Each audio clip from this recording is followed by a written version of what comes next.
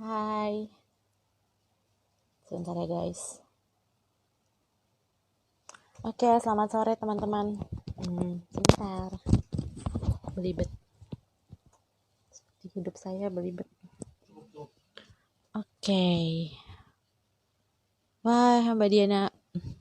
Hai Grace dan Aji.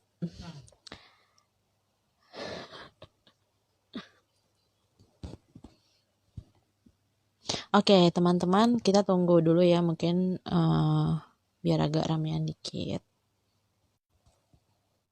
Teman-teman, hari ini kita akan membahas tentang seluk-beluknya school from home atau learning from home.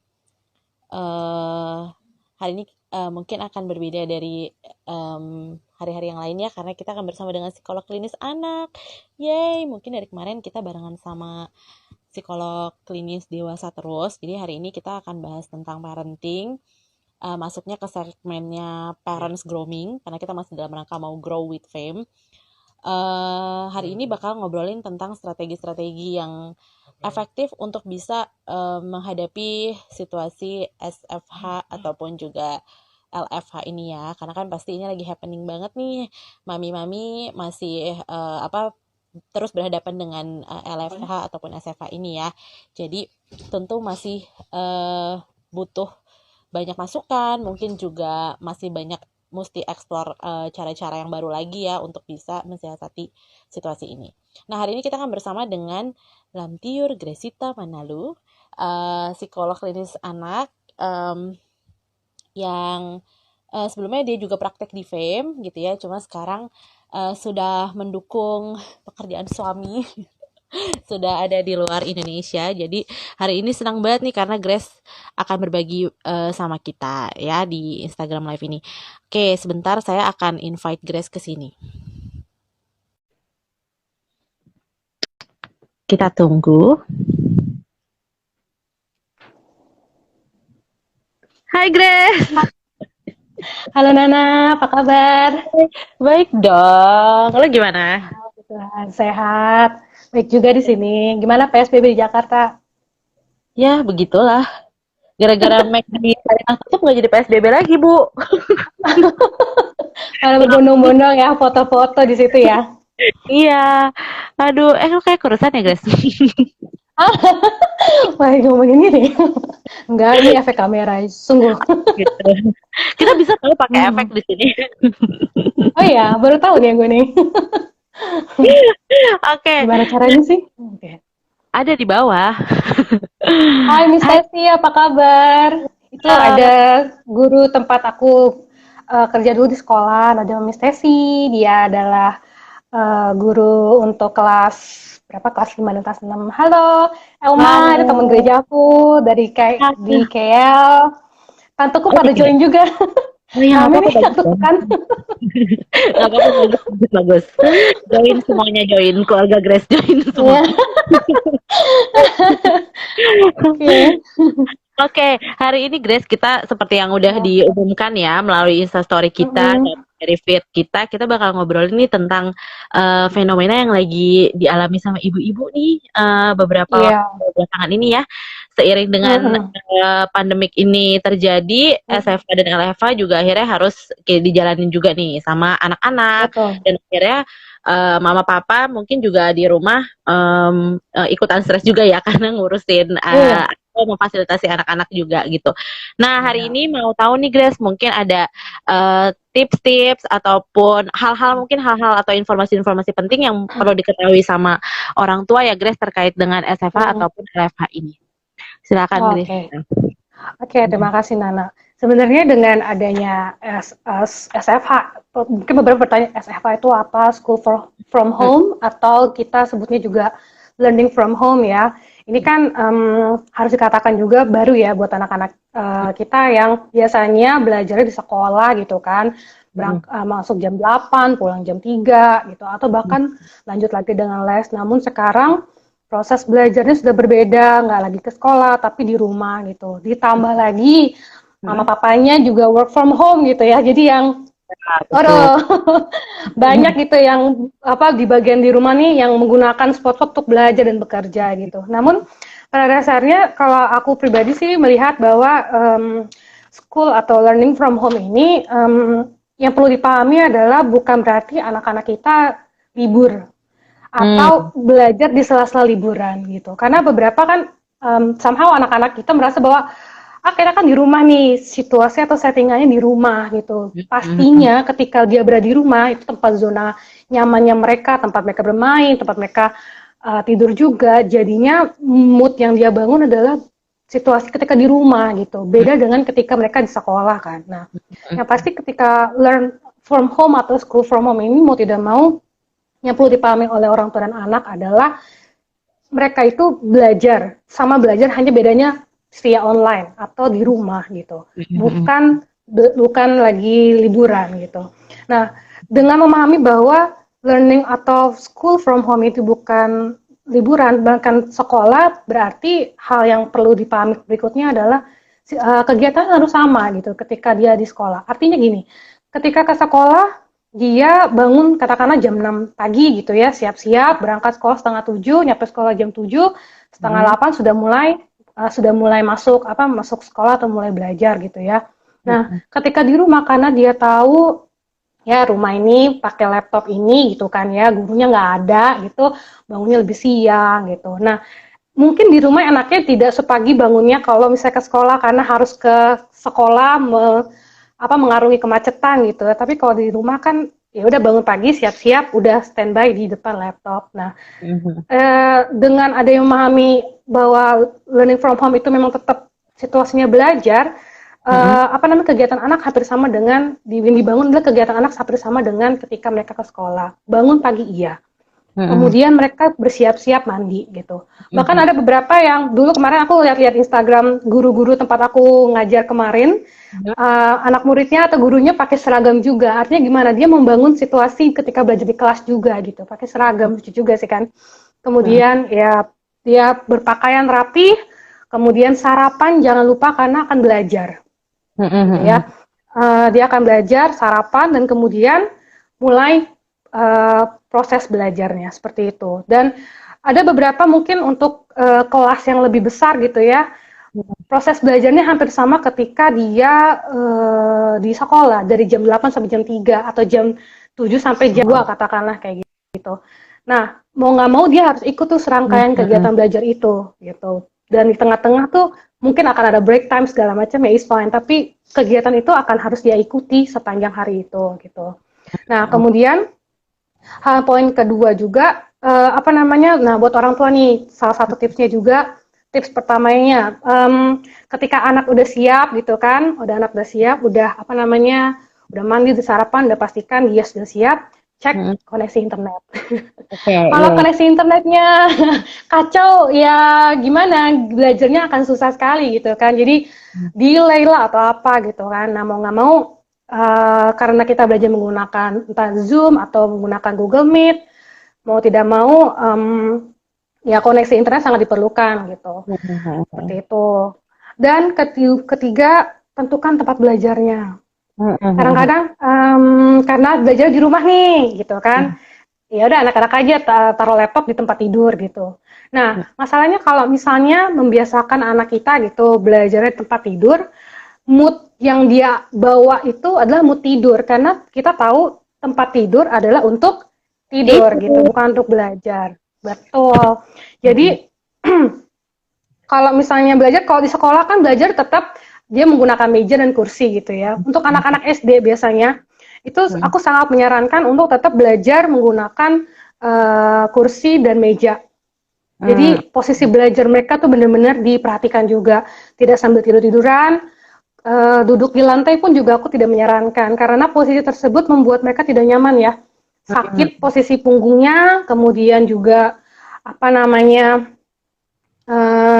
proses belajarnya akan tidak menyenangkan sih.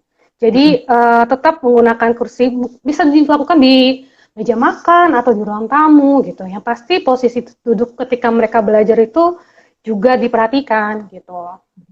Nah, ketika menentukan tempat untuk belajar ini, pastikan jauh dari gangguan. Gangguannya biasanya apa aja sih untuk anak-anak kalau saya belajar? Satu, TV.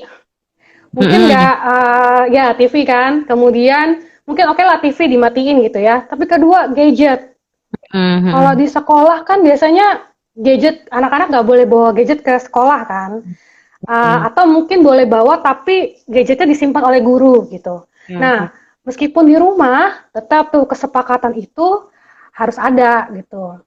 Jadi harus ada kesepakatan juga di awal bahwa oke dek, kamu atau nak, kita akan belajar nih. Kalau misalnya karena kita prosesnya belajar, berarti handphonenya ibu simpan dulu ya, kayak gitu. Nanti setelah proses belajarnya selesai, akan ada waktunya kamu boleh menggunakan handphone kamu gitu. Tapi kita janji dulu nih di awal. Jadi nggak kaget tiba-tiba mama ambil ya handphone kamu ya karena kamu lagi belajar. No, anaknya akan ngamuk nanti gitu. Jadi buatlah kesepakatan di awal bahwa selama proses belajar, handphone dulu ya gitu. Dan apa namanya, dengan tidak ada TV, tidak ada handphone, dan pastikan juga tidak ada orang yang lalu lalang. Kadang-kadang lalu lalang juga tuh membuat dia kayak lihat kiri kanan segala macam kan. Jadi memang bebas dari gangguan tuh seperti itu gitu. Jadi dengan apa namanya dia bisa fokus dengan bebas gangguan itu, bisa fokus dan bisa tune in di program kelasnya. Bebas gangguan itu juga termasuk ketika misalnya adiknya, kadang-kadang ada punya adik gitu kan, adiknya main, tiba-tiba siapa nih, katanya ngeliat-ngeliatan gitu kan, temennya kakak ya, atau temennya abang ya, tiba-tiba nongol gitu kan di kamera gitu. Atau misalnya ketika dia di kamar, buka pintu gitu, itu juga mengganggu gitu ya. Jadi pastikan bebas hambatan, bebas gangguan, sorry, bukan bebas hambatan. Emang apa tol kali. Tuh.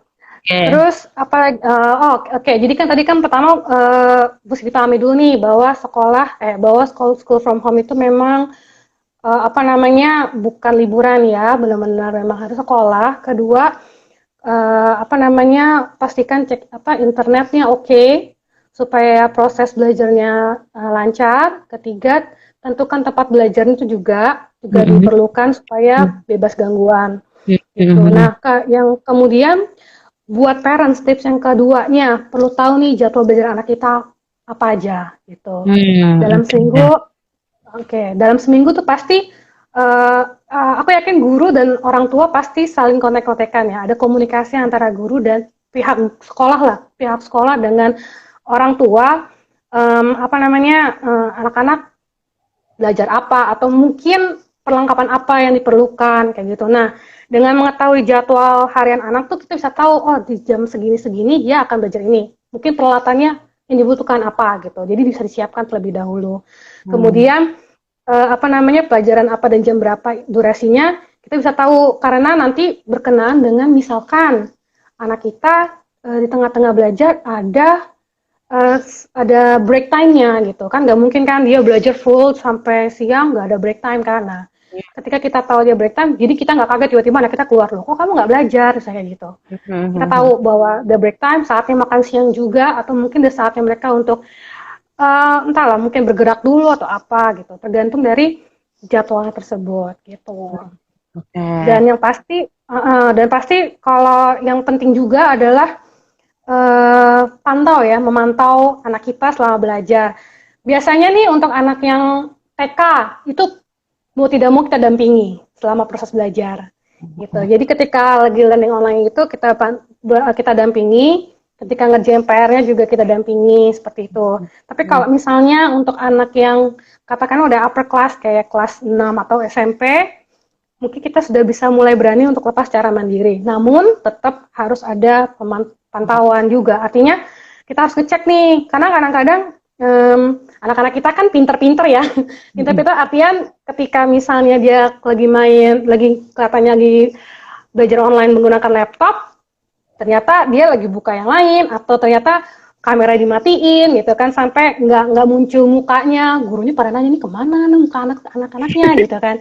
Nah itu pemantauan itu juga diperlukan, karena balik lagi kerjasama guru dan pihak sekolah dan orang tua. Pihak sekolah saya yakin udah berusaha untuk memberikan yang terbaik materinya. Pihak dari rumah, kita sebagai orang tua juga bisa membantu proses belajar mereka di rumah supaya bisa lebih lancar gitu proses belajarnya. Oke, jadi ini ntar sekalian ya Grace, kalau misalnya ada yang mau nanya, mungkin parents atau siapapun yang mau nanya, soal hal ini boleh langsung komen aja ya di kolom komen yang Ya, tersedia boleh.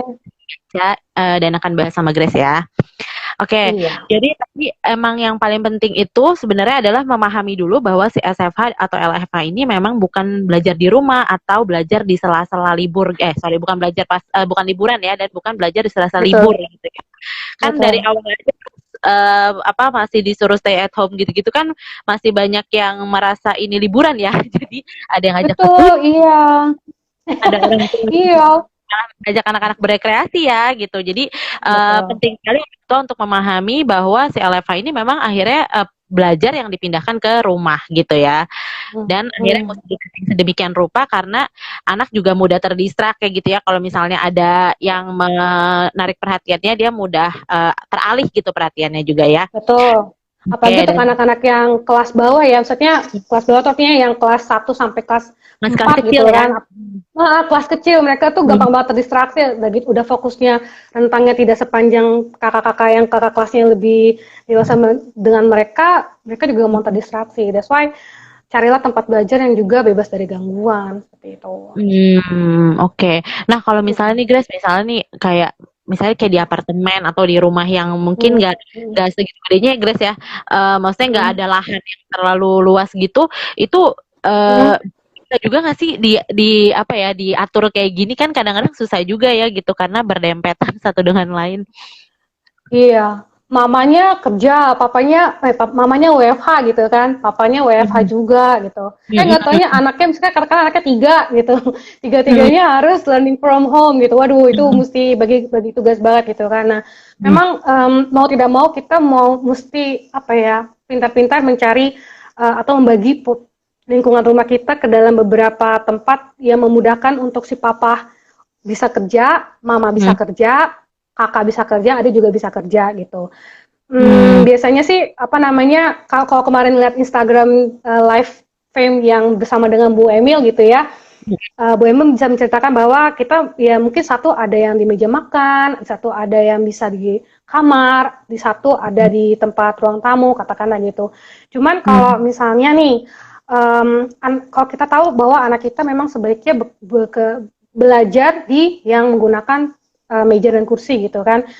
Mungkin coba kita bisa lebih mengalah mungkin ya dengan mencari Mhm. tempat apa namanya memberikan tempat belajar buat mereka yang lebih mumpuni buat mereka belajar gitu, yang Mhm. pencahayaannya jelas, kemudian dengan apa namanya meja dan kursi itu gitu. Mungkin papanya Mhm. mungkin sambil lesehan tapi tanpa mengurangi kenyamanan mereka dalam bekerja seperti itu.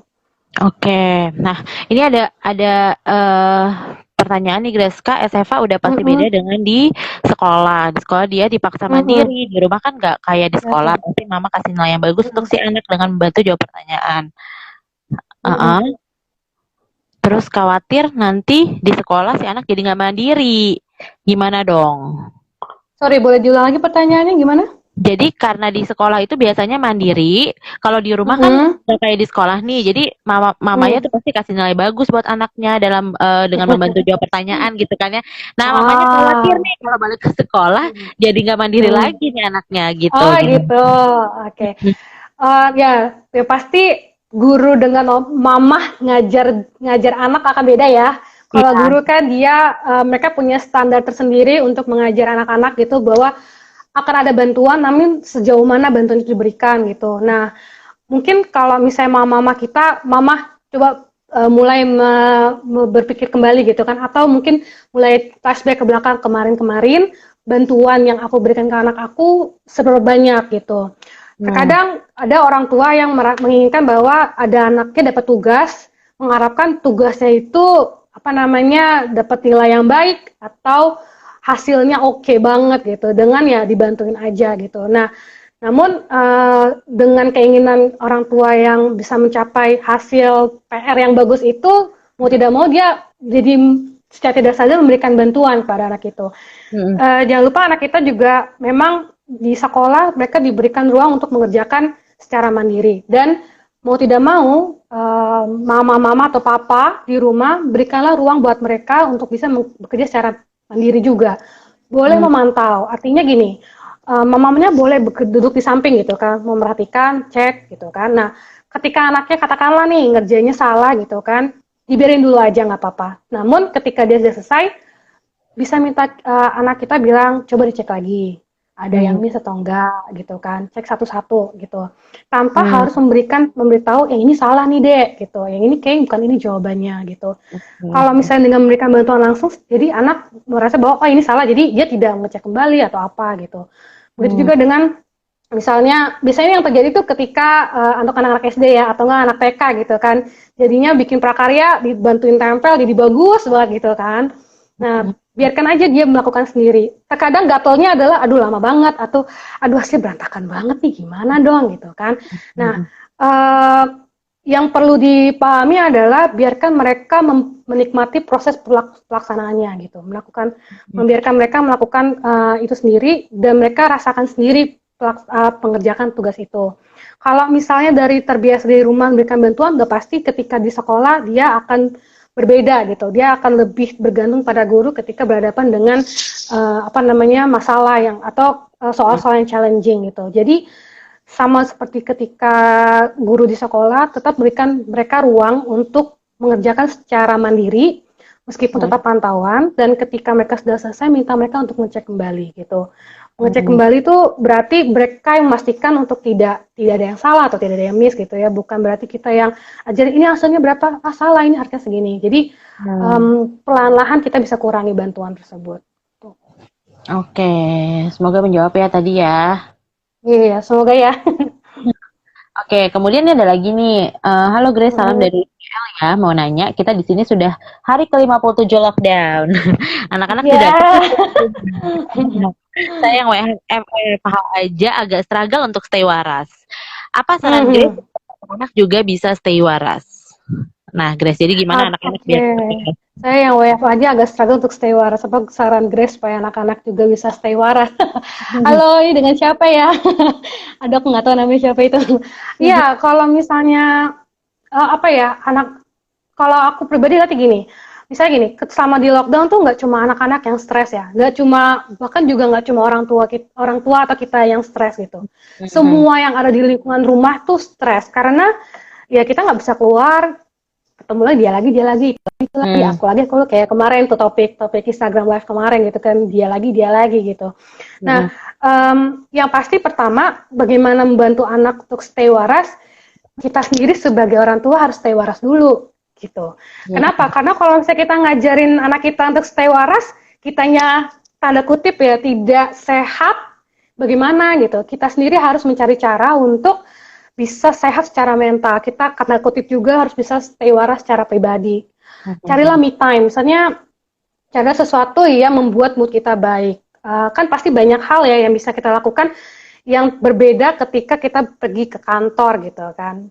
Yang tidak pernah berkebun jadi berkebun, yang nggak pernah masak jadi masak gitu kan, yang nggak pernah bersihin kamar mandi kadang-kadang jadi bersihin kamar mandi, nggak pernah bersih jadi mau nggak mau bersih gitu kan. Nah, kita sebagai parents, kita sebagai orang tua harus cari tahu dulu bagaimana cara membuat kita sehat, bagaimana membuat kita mood kita nyaman setiap harinya. Karena ketika mood kita nyaman, kita sehat secara pribadi, itu akan menular ke anak kita gitu. Karena kalau kita kan gini, kalau misalnya kita secara mentalnya nggak oke gitu kan, kita tanda kutipnya, saya nggak suka sih ngomongin kata waras gitu ya, tapi maksudnya secara mood gitu ya, secara moodnya baik, pasti pikiran jadi lebih positif gitu. Nah, ketika kita bisa berpikiran positif, jadi kita menular ke anak kita. Dengan itu kita bisa ajak anak kita melakukan atau mengajak mereka untuk membantu hal-hal yang bisa membuat mereka jadi lebih mood mereka lebih baik atau aktif secara fisik gitu. Katakanlah gini, biasanya kita apa-apa melakukan kerjaan sendiri gitu kan, masak sendiri gitu kan. Tiba-tiba anak lagi belajar, mereka masak gitu. Ayo mamanya masak gitu kan. Ini misalnya mama yang katakanlah tidak work from home gitu kan. Nah, ketika lagi di sela-sela anak lagi break atau mungkin sudah selesai proses e-learningnya, bisa ajak mereka untuk melakukan aktivitas bersama-sama gitu. Entah itu masak, biasanya anak-anak masak tuh kata yang suka mereka ngaduk-ngaduk betul kayak gitu. Terus kemudian jangan lupa anak-anak itu memiliki kebutuhan fisik yang besar ya. Jadi energi mereka tuh besar. Kalau misalnya biasa di sekolah bisa lari dari atas ke bawah gitu kan, depan ke belakang, di rumah kan areanya itu aja gitu kan. Nah ya mau tidak mau memang kita harus mencari atau berkreasi, mencari gerak olah tubuh gitu. Karena dengan tubuh yang sehat pastinya akan ada jiwa yang sehat juga gitu dan pikiran yang lebih positif. Jadi coba mulai libatkan anak-anak dalam kegiatan yang kita lakukan. Ketika mereka merasa fun, pastinya mereka juga mood mereka akan juga lebih baik sih. Jadi first parent dimulai dari kita dulu, mesti membuat mood yang lebih baik, baru bisa nular ke anak-anak kita. Gitu. Pasti saya rasa setiap parents berasa ya ketika kitanya juga oke nih fit secara mental juga pasti apa namanya ke anaknya juga lebih enteng gitu kalau misalnya kita juga lagi beban berat kita juga belum apa masih lagi banyak pikiran atau emosinya juga belum diregulasi dengan baik kayaknya juga ke anaknya nyampe jadi ikutan juga kena gitu anak padahal nggak salah apa-apa mungkin ya kena juga. Karena kadang kalau misalnya kitanya, ya betul, kalau emosi kita bawanya negatif, pasti ngomong ke anak bawanya negatif juga kan. Nah, anak yang mungkin nggak bisa memahami itu, dan nangkepnya kok gak enak nih gitu. Jadi ketika kita merasakan emosi yang positif, pasti yang positif ditangkap anak positif juga gitu. Oke, Grace, by the way tadi yang nanya katanya Bang Christian Girsang. Bang Chris. Iya. Bang Christian ya, halo Bang, sorry ya Bang. Oke. Oke, kemudian ada pertanyaan lagi nih Grace, gimana caranya ngajarin anak TK tanpa embel-embel emosi? Sementara kan topik dan bahan pelajarannya sekarang udah harus bisa baca dan hitung. Gitu. Aduh, ya untuk beberapa TK ya. Nah, kalau TK memang agak tricky nih untuk anak-anak TK. Kenapa tricky? Karena mereka kita lepas secara mandiri belum bisa gitu ya. Meskipun memang PR mereka tidak sebanyak halo Nana, hilang udah. Oke. Meskipun mereka apa jam belajar atau tugasnya belum sekompleks atau serumit anak SD gitu ya. Cuman untuk anak TK memang hal pertama yang perlu dipahami juga adalah belajar itu adalah sesuatu yang fun. Karena anak-anak akan mengingat proses belajar itu dalam memori mereka. Jadi ketika misalnya belajarnya kurang gak fun dan dia merasa pressure dalam proses belajar itu akan teringat dan besok-besok ketika dia mempelajari itu mereka mood yang muncul dalam diri mereka itu pasti negatif gitu, nggak enak buat mereka. Jadi yang pertama belajar itu fun untuk anak TK ya, anak usia 3-5 tahun gitu. Belajar itu haruslah yang menyenangkan dan santai, tidak diburu-buru. Seingat aku sih yang aku tahu dari teman-teman juga, anak TK tuh nggak punya deadline kayak anak SD atau SMP gitu PR-nya. Jadi kalau anak SD kan ada maksimal jam berapa harus diupload ya, Bunda ya gitu kan. Tapi kalau misalnya TK tuh nggak ada deadline, pasti harus dikumpulkan jam berapa gitu. Nah, karena tidak ada deadline itu, jadi mama papa santai aja, jadi nggak perlu diburu-buru banget, nggak perlu kayak hari ini adek harus bisa menyelesaikan belajar atau berhitung 1-10. Nah kayak gitu tuh yang ada kita stres karena harus meminta anak memenuhi standar kita, anak pun jadi stres juga ketika proses belajar itu sendiri. Jadi pertama buatlah situasi belajar yang fun, belajar sambil bermain itu udah pasti kalau untuk anak-anak TK itu. Dan apalagi pada dasarnya sebenarnya anak TK tuh sayangnya di sekolah sekarang kan mereka mengharuskan anak-anak tuh bisa baca tulis ya. Padahal harusnya belum usianya mereka gitu. Cuman memang tuntutan sekolah begitu. Nah, balik lagi ke tadi yang tidak ada deadline, jadi buatlah situasi yang menyenangkan itu ketika belajar. Kedua, flexible time, artinya ketika saat itu dia lagi mau, kita lakukan belajarnya gitu. Dan balik lagi untuk anak usia TK tentang fokus mereka pendek gitu, nggak kayak anak SD gitu. Untuk anak usia 3 tahun dikalikan 2 mungkin maksimal tuh 6 menit. Setelah 6 menit jadi udah buyar gitu. Dan mama papa itu hal yang sangat wajar. Jadi nggak usah kaget kalau misalnya nanti anakku kok aku ajarin sebentar doang udah berdiri, udah lari-lari, udah gitu kan, atau enggak udah fokusnya kemana-mana. Nah, itu hal yang sangat wajar. Itu gak usah kaget, jangan panik, jangan takut, karena memang tentang usia saat itu apa namanya, tentang fokus mereka emang sependek itu gitu.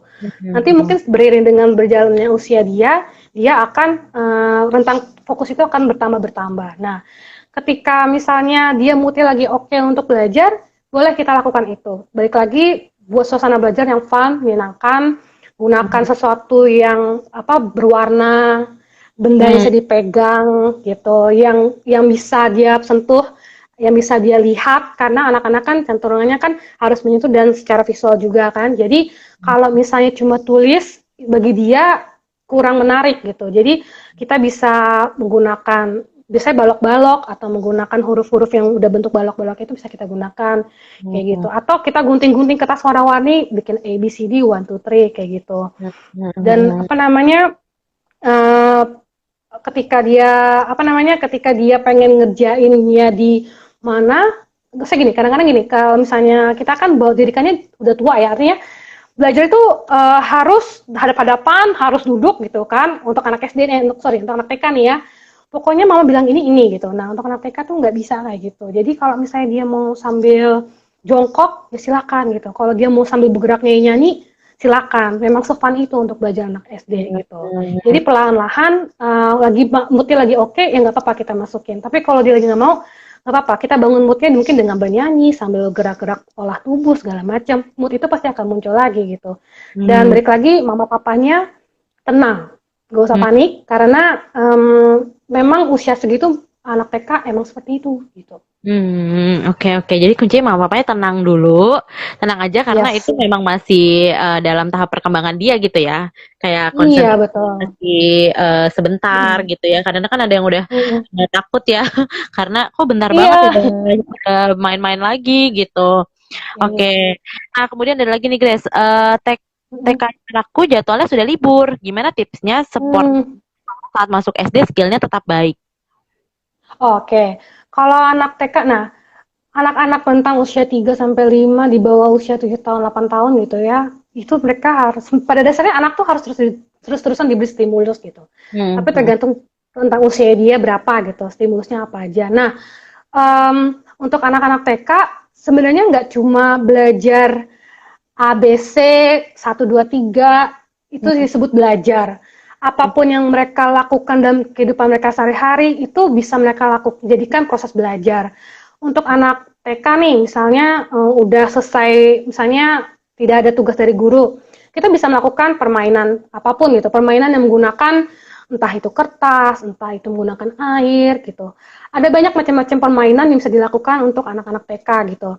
Nah, kalau permainannya apa, bisa dicari ya, misalnya ada banyak sekali di luar sana yang bisa kita cari contoh permainan-permainan yang bisa dilakukan gitu. Tidak cuma bermain, anak-anak juga kita bisa ajak untuk melakukan aktivitas mandiri lainnya. Misalkan gini, karena dia libur nih, jadi ya udahlah, istilahnya tidak belajar gitu kan. Nah, padahal tanpa kita sadari, dengan mengajak mereka untuk melakukan aktivitas seperti membersihkan, aktivitas merapikan, itu juga melatih adaptifnya mereka gitu. Jadi misalkan, tapi tergantung sesuai dengan usia mereka ya, katakanlah untuk anak 3 tahun, anak 3 tahun naruh mainan ke dalam tempat mainnya. Jadi ketika mereka bermain, ajak mereka untuk mengembalikan mainannya. Nah, untuk anak usia 2 atau 3 tahun udah bisa tuh kayak gitu diajarin. Mau dibalikin, mau dilempar-lempar, it's fine. Yang penting tujuannya adalah merapikan kembali mainannya. Mungkin untuk anak usia 5 tahun yang udah misalnya udah agak gedean 4 tahun, kita ajak untuk merapikan tempat tidur tuh udah mulai bisa. Jadi bantalnya kita tata, terus kemudian ditarik spraynya, misalkan kayak gitu. Atau mau kegiatan makan, dia ngambil piring, misalnya piringnya tinggi gitu kan, mamanya ambilin, bawa ya dek di tempat makan, taruh di atas meja, misalkan kayak gitu. Ini sendok piring taruh di atas meja.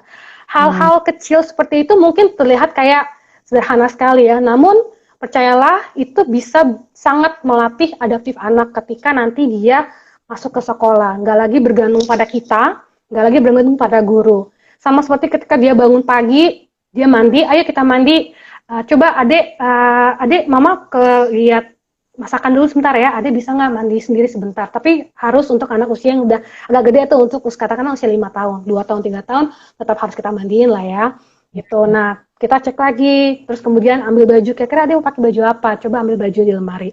Itu hal sederhana banget sih, cuman itu benar-benar membantu mereka untuk melakukan secara mandiri, gitu. Dan nanti itu dilakukan terus-menerus selama liburan. Percayalah ketika dia masuk sekolah nanti udah nggak kaget lagi dan nggak harus lagi bergantung pada kita atau pada guru.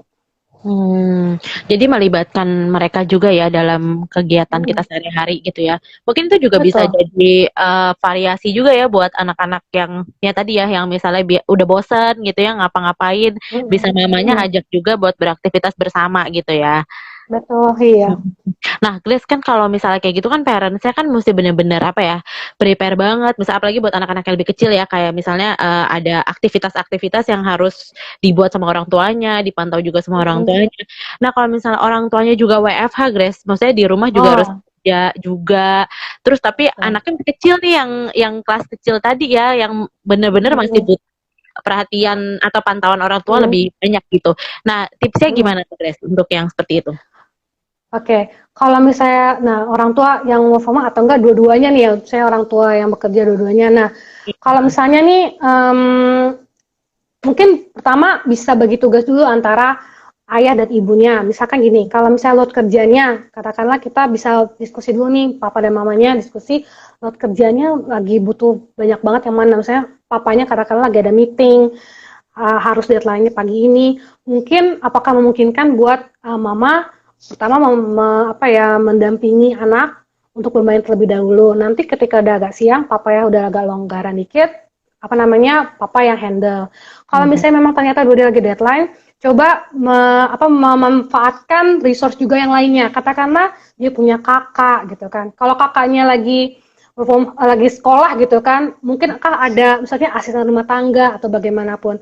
Cuman kalau misalnya ternyata mentok-mentok nih, nggak ada yang bisa bagi-bagi tugas, nggak apa-apa, biarkan dia bermain aja, tapi di tempat yang bisa kita pantau. Artinya gini, anak nggak harus kita lead untuk bermain bareng kita. Biarkan juga, anak juga nggak apa-apa loh kita biarkan bermain sendiri buat mereka gitu. Karena dengan bermain sendiri ada manfaatnya juga kalau mereka juga bisa berkreasi tanpa harus ada arahan dari kita gitu kan. Nah, pastikan anak-anak bermain dengan media apapun, tapi pastikan medianya yang aman buat anak ya. Katakanlah misalnya menggunakan mainannya, jauhkan dia dari tempat-tempat yang berbahaya atau yang kayak listrik, yang tajam-tajam gitu. Tapi tempatnya sesuai dengan atau yang bisa kita pantau gitu. Gak apa-apa biarkan mereka main sendiri. Kalau misalnya mau papanya harus kerja mau saat itu. Tapi kalau misalnya masih bisa bagi tugas antara mama dan papa, gak apa-apa bagi tugas. Nah, pagi mama papa katakanlah, siangnya mama atau sebaliknya. Hmm. Oke, jadi emang situasi ini juga akhirnya membuat orang tua juga jadi makin harus lebih intens komunikasinya ya, karena mesti Betul, diskusi, Nak. Iya. mesti Iya, kan diskusi anaknya berdua ya. Bukan tugasnya mama doang loh yang ngajak main. Papanya juga. anaknya berdua. Oke, oke. Iya dong. Oke, nah ada lagi nggak nih teman-teman mungkin yang masih mau bertanya sama Gresita terkait dengan Ada yang mau situasi? share. Mau sharing ya? Oh, oke. Ini tadi Kak Eva Pinem ya, sip main Iya. sambil belajar ya. Aku print worksheet buatnya, tapi moodnya pengen main terus. Oh, nggak apa-apa, Kak. Jadi ketika dia lagi, saya permainan kan ada macam-macam ya. Jadi ada yang misalnya dia mau main menggunakan mobilnya ya nggak apa-apa. Nanti ketika dia moodnya lagi ada pengen mewarnai atau menggambar, kita kasih deh tuh working sheet seperti itu. Sekali lagi diingatkan bahwa anak-anak TK untuk yang anak TK itu K1 K2 tidak ada deadline buat mereka mengumpulkan tugas. Jadi orang tua waktunya fleksibel banget untuk memberikan working sheet untuk anak-anak itu. Mau dia mau saat itu maunya bermain, it's fine, nggak apa-apa.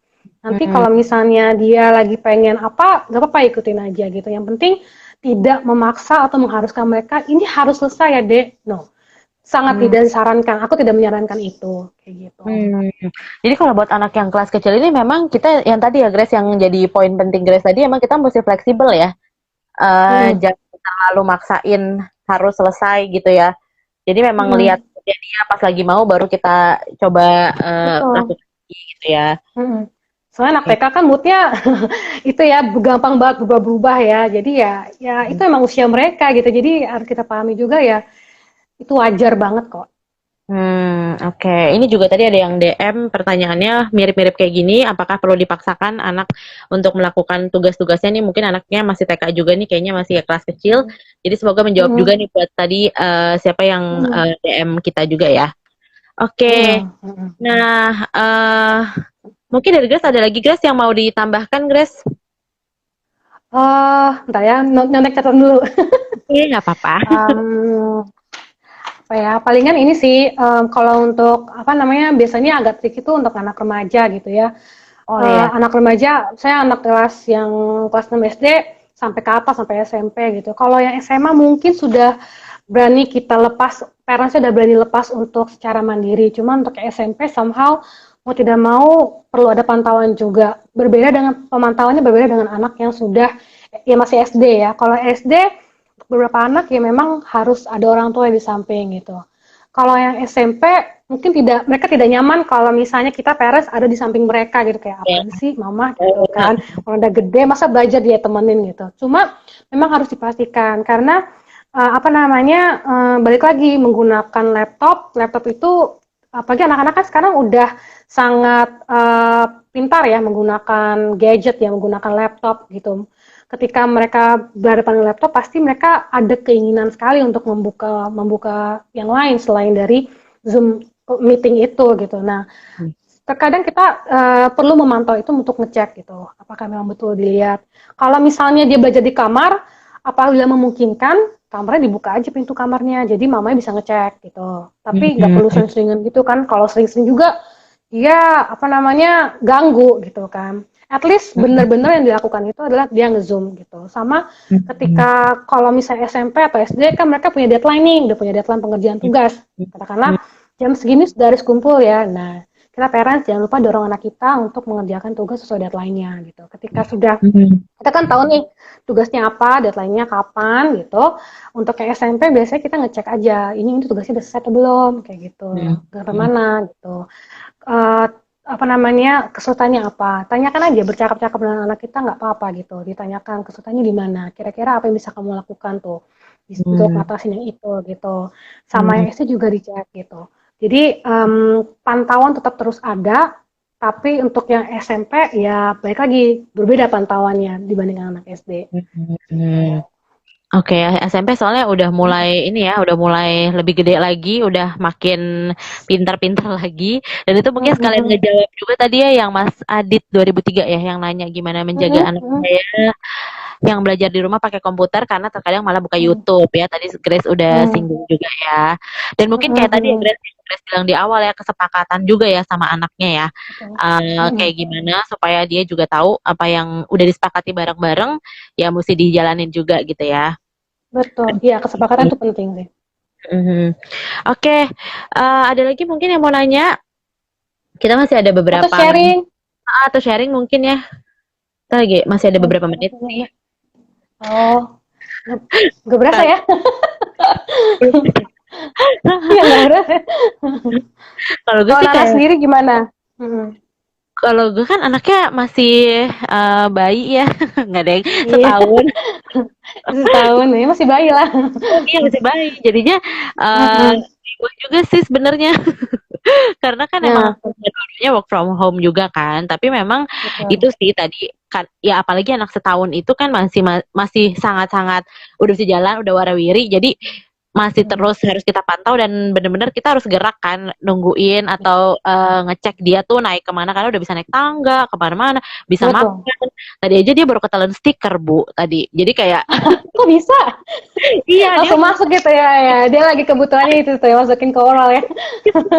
gue langsung panik kan gue tanya dokter dok gimana nih, dok anak saya telan stiker nggak apa-apa karena mungkin emang ya itu mama papanya kerja di rumah juga kan jadi kayak ya itu Hmm. sih mungkin kita memang harus di antara papa mamanya juga memang harus diskusi mana yang hari Betul. ini mungkin di suatu hari ada yang lebih urgent harus meeting dulu harus atau apa dulu gitu ya jadi bisa gantian gitu ngawasinnya karena Betul. ya itu ya kalau Hmm. anak yang masih kecil banget susah lah untuk maksudnya kita harus kasih perhatian yang penuh harus kasih pantauannya penuh gitu ke dia Iya, gitu. benar.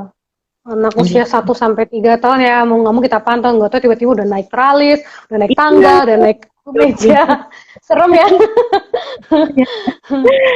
aduh, oke. Ya begitulah kehidupan. Oh, dan ini Bang Christian tadi sharing Iya di ya. sekolah digital detox setiap hari Rabu Hmm. belajar hanya sampai jam Oh, 12. oh bagus dong, Wow, enak keren banget. banget. Hmm, Oh iya, mungkin aku nambahin juga gini, nah, saya kadang-kadang hmm, gini, beberapa apa namanya orang tua ngerasa bahwa ketika untuk yang mungkin kelasnya udah agak gede gitu ya, katakanlah dari SD kelas 6 atau kelas SMP gitu, mungkin mamanya baru sadar kok ini anak saya ternyata jam belajarnya banyak banget gitu kan, hmm, tiba-tiba kamu makan siang dulu atau apa gitu kan, ya bisa dipahami pasti dia nggak pengen apa ya jam jam makan siang terganggu atau apa gitu ya. Cuman hmm, memang pasti kan dengan jadwal yang kita orang tua dapatkan tuh pasti akan ada break time kok di setelah mereka belajar gitu. hmm, Apa namanya jam makan siangnya ada. Mungkin juga di tengah-tengah ada entah itu break time mereka untuk olah tubuh sebentar gitu kan, atau mereka untuk berdiri tempat duduk itu nggak apa-apa dilakukan. Cuman perlu dipahami bahwa namanya proses belajar memang seperti itu gitu. Kadang-kadang orang tua mungkin juga panik lihat ini kenapa sih pagi banget, katakanlah kayak gitu ya, pagi banget belajarnya gitu kan. Ya mungkin mami papinya lupa bahwa di sekolah juga sepagi itu kok sama sebenarnya pelajaran. Iya, jam belajar juga sama gitu. Memang oke, oke. jam belajar lebih lama karena di rumah gitu, karena kelihatan di rumah saat ini. Di sekolah juga hampir Hmm. sama pada dasar. Hmm. Ya Ada karena emang Kanela, Kanela. oh Kanela yang sering bantuin Fem juga ya. Iya, patar aku dulu nih. Oke. Karena mungkin kalau di rumah ya Grace ya, karena di rumah jadi bawaannya tuh ya mood mood leyeh-leyeh gitu kali ya, mood kayak ya mood santai-santai Betul. gitu kan. Apalagi kayak di kasur gitu kan. Makanya tadi dihindari juga ya untuk belajar di atas tempat tidur gitu. Iya, pasti boynya ngantuk banget. Karena Mm-mm. udah pasti kasur tuh buat tidur gitu. Mm-mm. Hai Bang Grace. Kris, ini anaknya sekolah di mana? Yang hari Rabu ada digital detox. Iya, Oh, Bang Kris keren-keren. ini tinggal di KL juga nih. Oh iya, Iya. Mm-mm. anak-anak remaja kayaknya ada happy-nya juga belajar di rumah dengan laptop atau gadget. Bisa-bisa dari pagi sampai malam tahan di laptop, padahal itu nggak bagus untuk Mm-mm. postur atau tulang. Gitu ya, kata Kak Eva Pinem. Oh, anak remaja kayaknya ada happy-nya juga belajar di rumah dengan laptop atau gadget. Hmm, Bisa-bisa dari pagi pagi sampai sampai malam. malam tanpa laptop. Oh iya betul betul Kak Eva. Karena anak-anak ketika belajar, meskipun dia duduk di kursi gitu ya, pasti bawahnya akan seperti ini, akan bungkuk gitu. Nah, cobalah untuk seimbangkan aktivitas belajarnya dengan aktivitas fisik juga gitu. At least minta mereka untuk renggangkan tangan, renggangkan badan, angkat kaki ya. Pokoknya kegiatan untuk merenggangkan badan aja supaya balance juga gitu. Sama Mhm. kalau misalnya dia sudah mulai bungkuk, coba katakanlah posisinya tuh apa namanya dibenerin, entah di belakang punggungnya itu dikasih bantal supaya dia tegak gitu, atau apa posisi kadang-kadang kalau kita pakai laptop kan pasti laptop lebih pendek dari kita ya, jadi Ya.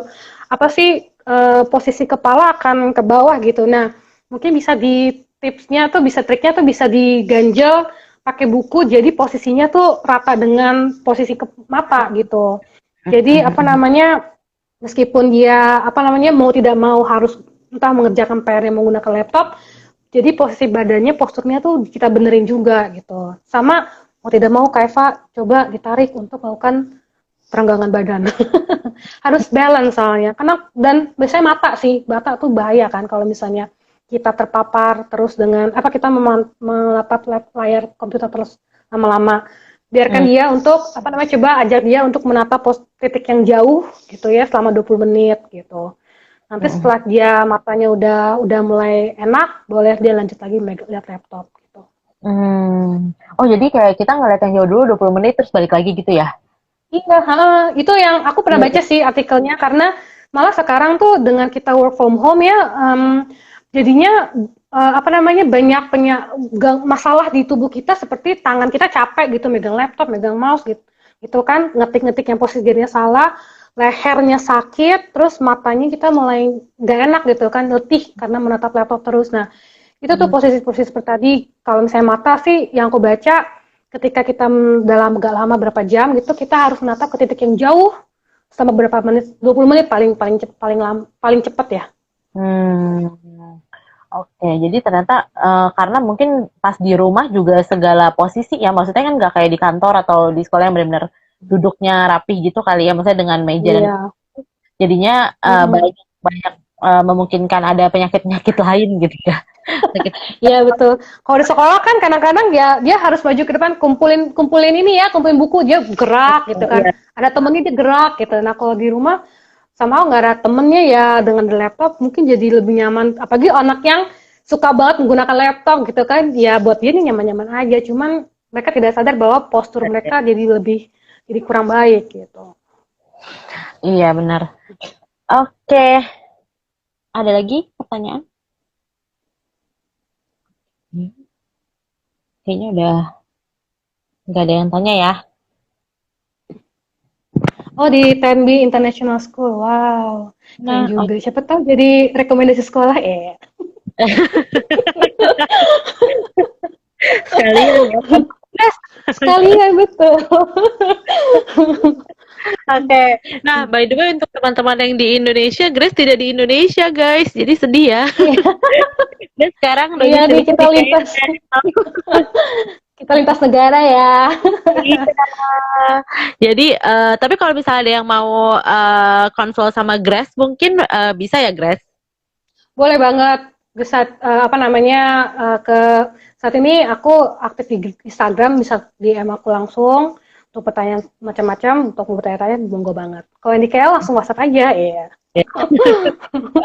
Jadi Instagramnya Grace mana lu ya, GES mana Iya, lu ya. guys, man. Iya betul. Oke. Ada yang sharing lagi nih, orang tua harus kreatif membuat kondisi anak belajar. Anakku SD dan PG, Oh, beda tugas. Oh ya hmm, bener ya, kalau misalnya kakak adik gitu beda tugas, benar. beda umur juga gitu kan. Hmm, Dia harus mikir hmm. gimana biar si kakak nggak keganggu sama si adik dan Wah sebaliknya. ya benar, iya benar. Terima Mm-mm. kasih Lita. Ini anak psiko apa angkatan gua nak ya. Oh iya, hai Talita, kakak-kakak ya ya. Talita. Senior aku Iya, juga. ya benar. Terima kasih Lita udah mengingatkan benar. Kadang-kadang apa namanya kalau misalnya beda usianya deket gitu ya kakaknya katakanlah kelas 1 adanya di TK gitu kalau belajar bareng tuh kadang jadi berantem entah dia rebutan alat tulis kah atau yang satu grecokin nah itu kalau misalnya kayak gitu coba misalnya memungkinkan nggak untuk misalnya tempat posisi belajarnya dipisahin gitu dengan si kakak juga tetap bisa kita pantau jadi misalkan si kakak udah bisa mandiri gitu kan biasanya kan kakak udah bisa kita lepas mengerjakan PR sendiri ya, nggak apa-apa kita bilang nanti kakak belajar sendiri ya, mama pegang adik dulu, nanti mama cek lagi pekerjaan kakak, nanti mama datang ke sini lagi gitu, untuk memastikan bahwa memang kakak nggak ditinggalin tuh kayak gitu. Hmm, Jadi memang agak trik ini kalau misalnya kakak adiknya umurnya boleh deketan, ngerjain PR bareng-bareng, nah harus gimana tuh? Terima kasih Lita untuk sharingnya. membuat orang tua jadi kreatif juga. Betul, iya benar-benar. Oke. Hai, oh, oke. Oke, Grace. Thank you Mm-mm. banget Grace udah sharing nih Grace tentang parenting karena biasanya di kita tuh belum ada nih Grace baru lo pertama kali yang sharing soal Oh parenting. wow, oke. Balance kan nggak cuma buat orang-orang gedenya aja tapi juga buat anak-anak juga kita jadinya tahu mesti ngapain gitu. Nah, Mhm. thank you banget Grace Sita sudah sharing hari ini. Terima kasih sudah mengajak aku collab di Instagram, Fame. Sama-sama. Oke, semoga apa namanya sehat-sehat terus ya Grace di sana. Iya, Aji terima juga. kasih Nana. Sehat juga buat Nana dan keluarga dan untuk teman-teman Fame di Jakarta. Amin. Semoga kondisi ini segera berlalu ya. Jadi kita bisa Amin, nah bener. Bisa ke mall lagi ya. Biar sehat mental lagi ya ke mall. Grace tadi udah berencana mau main-main ke tempat lo ya Grace. Jadinya gue belum belum Ah, jadi. Nanti kapan ya? Kasih tau gue kalau lagi main kesini. Oke, oke deh teman-teman. Kita sudahi dulu ya Instagram Live kita sore hari ini. Jadi besok kita masih akan ada topik yang berbeda lagi. Jadi teman-teman stay tune juga di Instagram Fem Counseling jam 4 sore. Karena Senin sampai Jumat jam 4 sore selalu akan ada sharing-sharing dari teman-teman kita ya. Oke, thank Iya. you guys. Kita akhiri Terima ya kasih guys. teman-teman yang udah baca dan nonton. Terima kasih. Thank you juga yang semua yang udah nanya ya dan sharing. Oke, dadah. Kita akhiri ya. Bye. Bye. Ya.